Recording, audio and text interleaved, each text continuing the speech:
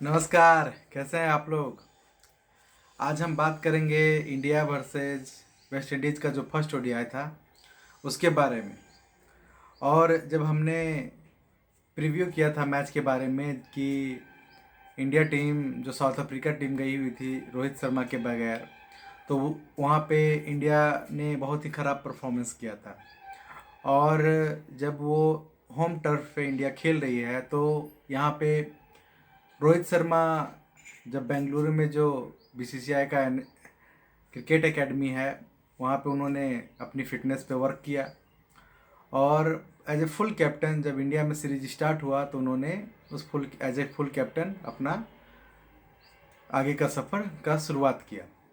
और हमें उम्मीद भी थी कि कुछ प्लेयर जब कोरोना पॉजिटिव हो गए थे तो जो कॉम्बिनेशन पारी है उसमें बदलाव किया जाएगा। और रोहित शर्मा कह भी रहे हैं कि हम आने वाले वर्ल्ड कप को ध्यान में रखते हुए नए प्लेयर को मौका भी देंगे और नए प्लेयर को उस जगह पे मिडिल ऑर्डर में जो कमियां हैं ओपनिंग में अगर और प्लेयर की खोज करना हो, बॉलिंग में नए ऑप्शन अगर मिले तो उन्हें उपयोग किया जाए। और उसी के अंतराल फर्स्ट ओडीआई में ओपनिंग के तौर पे जब धवन और केएल राहुल जब नहीं खेल रहे थे, कोरोना एक उनको हो गया था, एक केएल राहुल पहले मैच में नहीं खेल रहे, तो ईशान किशन को मौका दिया गया एज ए ओपनिंग प्लेयर। और उसी तरह बाकी प्लेयर को भी मौका दिया गया। बॉलिंग में प्रसिद्धि कृष्णा को मौका दिया गया। चहल भी रिटर्न कर रहे थे क्योंकि चहल भी जब वर्ल्ड कप में ड्रॉप किए थे तो बहुत ही हो हल्ला हुआ था कि आखिर चहल को जो टॉप परफॉर्मर है उन्हें क्यों बाहर किया गया था। चहल फिर से आए। वाशिंगटन सुंदर भी जो चोटिल चल रहे थे उन्हें भी मौका दिया गया। और पूरी तरह से जिस जिस प्लेयर को मौका दिया गया, बॉलरों ने तो अच्छा परफॉर्म किया, लेकिन ईशान किशन को जब ओपनिंग के तौर पर बार बार जब न्यूजीलैंड की टीम भी इंडिया आई थी तो उस समय भी मौका दिया गया तो वो कुछ खास नहीं कर पाए थे। और इस बार भी उन्हें मौका दिया गया तो वो कुछ खास नहीं कर पाए। जब पहला वनडे हुआ जिसमें वेस्ट इंडीज ने पहले बल्लेबाजी करते हुए 176 रन बनाया और पूरी टीम ऑल आउट हो गई, जिसमें स्पिनरों ने काफ़ी शानदार प्रदर्शन किया, जिसमें वाशिंगटन सुंदर ने 3 विकेट लिए, चहल ने 4 विकेट लिए और फास्ट बॉलर प्रसिद्ध कृष्णा ने 2 और सिराज ने 1 विकेट लिया। और किसी तरह 176 पे ऑल आउट करने में वो सफल भी हो गए। और वेस्ट इंडीज़ की बल्लेबाजी जो वनडे को भी वो T20 बना के ही खेलती है। हमें लग भी रहा था कि वो T20 की तरह ही खेलेगी और वही हुआ भी। जब उनकी बल्लेबाजी देखने को मिल रहा था तो साई होप 8 रन पे जब 2 चौका मारे तो वो तीसरे बॉल पे प्ले डाउन होकर के चलते बने। किंग भी 13 रन बना के चले गए। ब्रावो 18 रन बना पाए। और किसी तरह उनके जो ऑलराउंडर बॉलर हैं जेसन होल्डर, उन्होंने 57 रन बनाया और फेवियन एलन ने 29 रन बना करके किसी तरह एक स्कोर 176 रन का किसी तरह खड़ा कर दिया। लेकिन ये आप जब 50 ओवर का मैच वनडे में खेल रहे हैं तो ये स्कोर आपके डिफेंड करने के लिए बॉलरों के लिए काफ़ी कम होता है। वही हमें देखने को मिला कि जब भारतीय टीम के ओपनिंग बल्लेबाज जो आ चुके थे रोहित शर्मा, तो उन्होंने शानदार बल्लेबाजी की, उन्होंने 60 रन बनाए।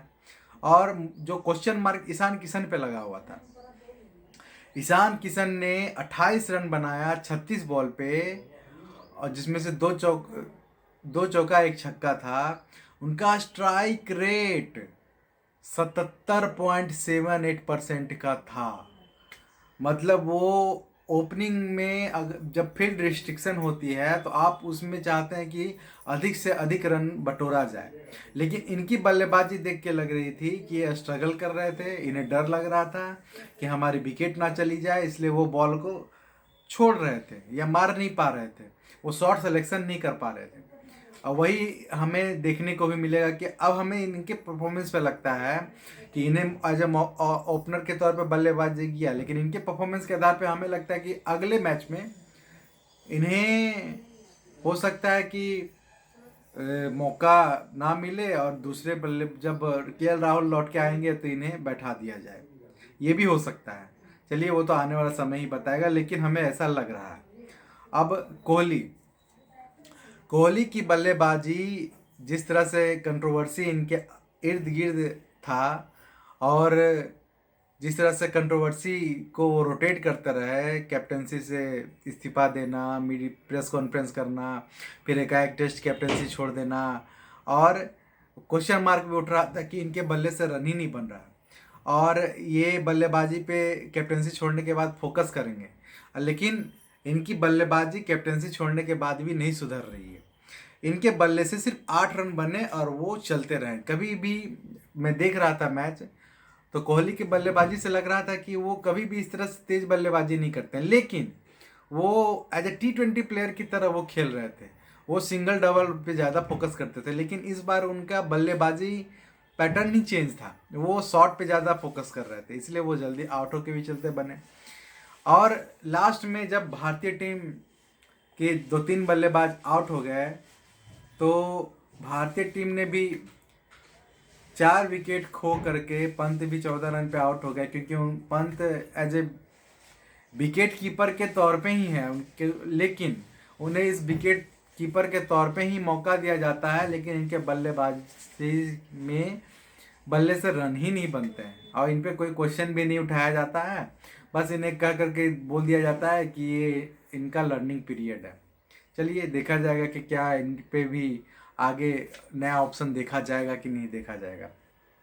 और लास्ट में सूर्य कुमार यादव और दीपक हुड्डा, जो दीपक हुड्डा को इस बार नया पहली बार मौका मिला इंटरनेशनल क्रिकेट में, और उन्होंने इसको सही साबित भी किया। और लास्ट में दीपक हुड्डा ने 26 और सूर्य कुमार यादव ने 34 रन बनाया, और मैच को आसानी से इंडिया के खाते में डाल दिया। और पहले मैच में भारतीय टीम आराम से 4 विकेट खो करके उस टारगेट 176 के टारगेट को अपने नाम से कर लिया, और 1-0 की लीड भी ले ली। लेकिन इस पूरे एनालिसिस में एक क्वेश्चन जरूर रहेगा कि नए प्लेयर को जब मौका दिया जा रहा है, तो जो प्लेयर इन फॉर्म में नहीं है या स्ट्रगल कर रहे हैं, तो क्या अगले मैच में कुछ बदलाव होंगे बल्लेबाजी क्रम में, या फिर वही पैटर्न रहेगा जो पहले मैच में दिख रहा था। क्योंकि जो प्लेयर को कोरोना हुआ था वो भी कोरोना से उबर चुके ही होंगे, और जो प्लेयर नहीं खेल रहे थे वो भी रिटर्न करेंगे, तो ज़रूर हमें लगता है कुछ रिप्लेसमेंट ज़रूर होगा, और बल्लेबाजी क्रम में बदलाव भी देखने को मिलेगा। चलिए, अब नए टीम में राहुल रोहित शर्मा की कैप्टेंसी में जीत की शुरुआत होना एक अच्छा शगुन माना जाता है। चलिए, हमें उम्मीद है कि आगे भी भारतीय टीम इस जीत के क्रम को बरकरार रखेगी, और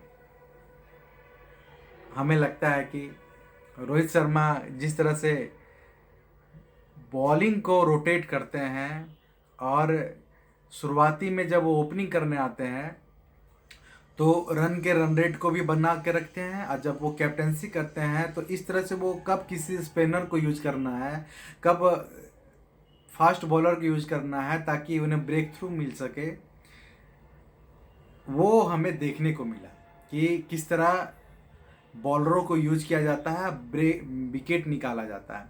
इसलिए कहा जाता है कि रोहित शर्मा एक सुलझे हुए कप्तान है, जो प्रेशर में किस तरह से बॉलर को यूज करना है वो उनके कप्तानी में हमें दिख रहा है। और हमें उम्मीद है कि अगले मैच जब होगा तो वो मैच जीत करके सीरीज अपने नाम भी करना चाहेगी। चलिए, हमारा एनालिसिस आपको कैसा लगा आप हमें ज़रूर बताएं, और हमारे चैनल को लाइक सब्सक्राइब ज़रूर करें। धन्यवाद।